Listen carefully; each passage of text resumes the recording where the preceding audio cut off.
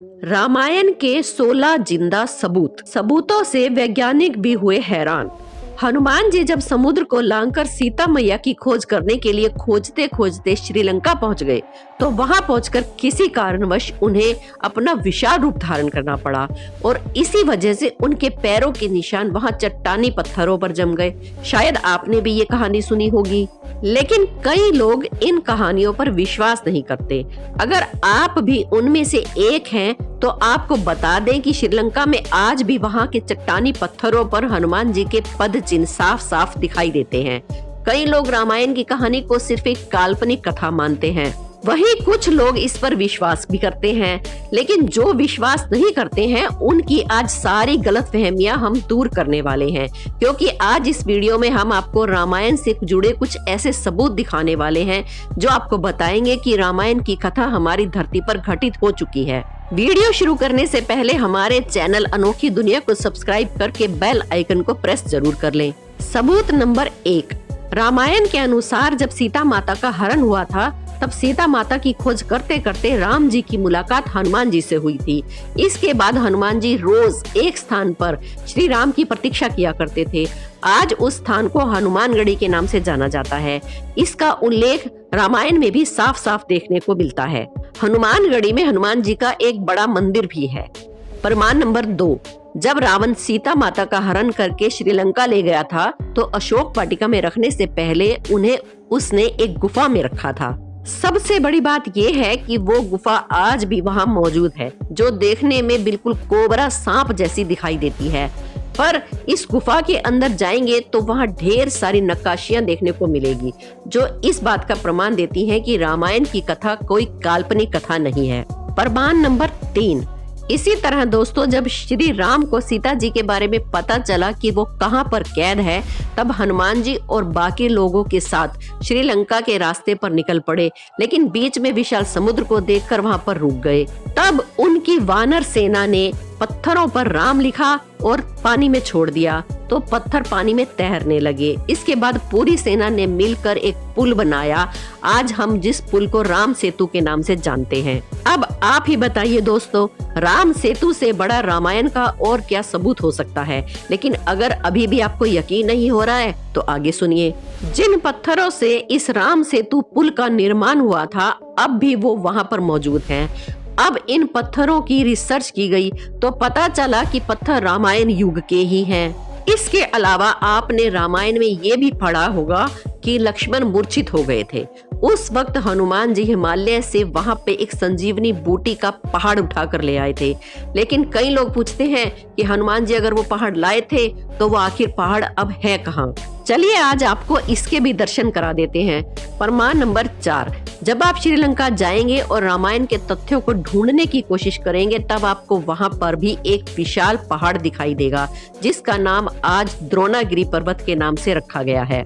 सबूत नंबर 5, आपको ये जानकर हैरानी होगी कि इस पहाड़ पर और इसके इर्द गिर्द कुछ वैज्ञानिकों ने रिसर्च शुरू की।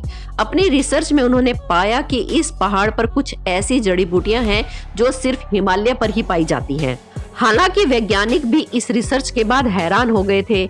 इन सभी तथ्यों से आपको समझ आ गया होगा कि रामायण कोई काल्पनिक कथा नहीं है। लेकिन अभी भी अगर आपको यकीन नहीं आया है, तो जरा रुकिए, हम आपको कुछ और ऐसे तथ्य बताते हैं जिनको सुनकर आप हैरान हो जाएंगे। सबूत नंबर 6, इसी तरह जब रावण सीता माता का हरण करके ले जा रहा था, तब जटायु ने रावण को रोकने की कोशिश की थी, लेकिन वो अपनी इस कोशिश में सफल नहीं रहे और रावण ने उन्हें मार गिराया।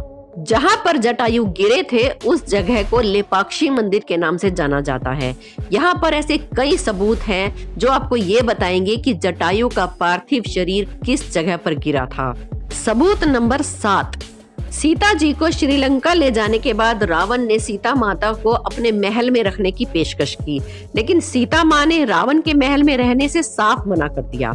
इसलिए रावण ने उन्हें अशोक वाटिका में रखने का फैसला किया। सीता जी अशोक वाटिका में एक वृक्ष के नीचे चुपचाप बैठी रहती थी। सबसे बड़ी बात यह है कि अशोक वाटिका का वो वृक्ष आज भी श्रीलंका में मौजूद है। आज इस जगह को नोवारा इलैया के नाम से जाना जाता है। लेकिन दोस्तों, अगर अभी भी आपको रामायण पर यकीन नहीं आ रहा है, तो हम वीडियो में आपको और भी सबूत देने वाले हैं। सबूत नंबर 8, राम और रावण के युद्ध के दौरान रामायण में ये साफ साफ लिखा गया है कि रावण अपनी लंका की सुरक्षा बड़े बड़े विशाल हाथियों की मदद से करता था। आज के हाथियों की तुलना में ये हाथी कई गुना विशाल हुआ करते थे। हालांकि आज से कुछ समय पहले लोग इस बात को काल्पनिक बात कहा करते थे, लेकिन श्रीलंका के पुरातत्व विभाग ने जब शोध किया तो उन्हें कुछ ऐसे हाथियों के जीवांश मिले जो कि आज के हाथियों की तुलना में कई गुना बड़े हैं। अब इसके आगे सुनिए। रामायण अगर आपने पढ़ी है या देखी है तो आपको इतना तो पता ही होगा कि एक वक्त ऐसा आया था जब हनुमान जी ने अपनी पूंछ से पूरी लंका को जला दिया था। इसका सबसे बड़ा सबूत ये है कि आज भी यहाँ पर काले रंग की मिट्टी देखने को मिलती है, जो ये साबित करती है कि इतिहास में यहाँ एक बहुत बड़ी आग लगी थी। सबूत नंबर 10। रावण का वध करने के बाद एक समय ऐसा आया था जब सीता माता को अपनी पवित्रता साबित करने के लिए अग्नि परीक्षा देनी पड़ी थी। सबसे बड़ी बात यह है कि जहां पर सीता माता ने अग्नि परीक्षा दी थी, आज भी वो स्थान पूरी तरह से सुरक्षित है। उस जगह को दीवुरुम्पल्ला के नाम से जाना जाता है। सबूत नंबर 11। राम जी के द्वारा रावण का वध किया गया, लेकिन रावण एक ब्राह्मण था। हिंदू मान्यताओं के अनुसार किसी भी ब्राह्मण की हत्या करना सबसे बड़ा पाप है। इसी पाप से छुटकारा पाने के लिए राम जी ने भगवान शिव की आराधना की। शिव जी प्रकट हो गए और उन्होंने राम जी से कहा कि अगर वो पाप से छुटकारा पाना चाहते हैं तो उन्हें 4 शिवलिंगों की पूजा करनी पड़ेगी। इसके बाद सीता माता द्वारा रेत में एक शिवलिंग बनाया गया। हनुमान जी हिमालय से 2 शिवलिंग ले आए और राम जी ने खुद अपने हाथों से एक शिवलिंग का निर्माण किया, जो आज भी वहां मौजूद है। इस मंदिर में आज भी राम जी द्वारा बनाए गए शिवलिंग की पूजा होती है। सबूत नंबर 12। अपने वनवास काल में अयोध्या को छोड़ने के बाद श्री राम नासिक पहुंच गए थे, जिसके बाद वो काफी लंबे समय तक नासिक के जंगलों में ही रहे। इसी बीच एक बार लक्ष्मण ने रावण की बहन शूर्पणखा की नाक काट दी। आपको जानकर हैरानी होगी कि जहां पर लक्ष्मण ने शूर्पणखा की नाक काटी थी, आज भी वो जगह नासिक में मौजूद है, जिसे पंचवटी के नाम से जाना जाता है। सबूत नंबर 13। भगवान राम की तरह रावण भी भगवान शिव का बहुत बड़ा भगत था, इसलिए उसने भगवान शिव का एक बहुत बड़ा मंदिर बनवाया था, जो आज भी मौजूद है। उस मंदिर का नाम कल्याणेश्वर मंदिर है। इस मंदिर में भगवान राम के अलावा रावण की भी मूर्तियां बनी हुई हैं और यहाँ पर लोग भगवान राम के साथ साथ रावण की भी पूजा करते हैं। सबूत नंबर 14। इसके अलावा दोस्तों, आप ये भी जानते होंगे कि सीता माता के पिता का नाम राजा जनक था। अगर आप नेपाल जाएंगे तो आपको वहां पर जनकपुरी नाम का एक शहर भी देखने को मिलेगा। यहाँ पर आपको राजा जनक का महल भी मिलेगा। इसके साथ साथ आपको वो जगह भी मिलेगी जहाँ पर राम और सीता का विवाह हुआ था। वैसे रावण की लंका कहाँ है, आप ये भी जानना चाहेंगे। सबूत नंबर 15। आपको बता दें कि हाल ही में शोधकर्ताओं ने श्रीलंका की एक पहाड़ी में कुछ ऐसे अवशेष ढूंढे हैं जो बताते हैं कि यहाँ पर कभी एक बहुत बड़ा महल हुआ करता था। हालांकि यहाँ के हालात देखकर अब ऐसा नहीं लगता कि यहाँ कोई महल है, लेकिन अवशेष बताते हैं कि पहले यहाँ एक महल हुआ करता था। सबूत नंबर 16। रावण के वध के बाद राम जी ने लंका का सारा भार विभीषण के हाथों में सौंप दिया था, जिसके बाद विभीषण ने कलान्या नदी के करीब अपना एक महल बनवाया था, जिसका सबसे बड़ा सबूत हाल ही में मिला है। शोधकर्ताओं की एक टीम जब वहां पहुंची तो उन्हें बहुत सारे अवशेष मिले जो विभीषण के महल होने का सबूत देते हैं।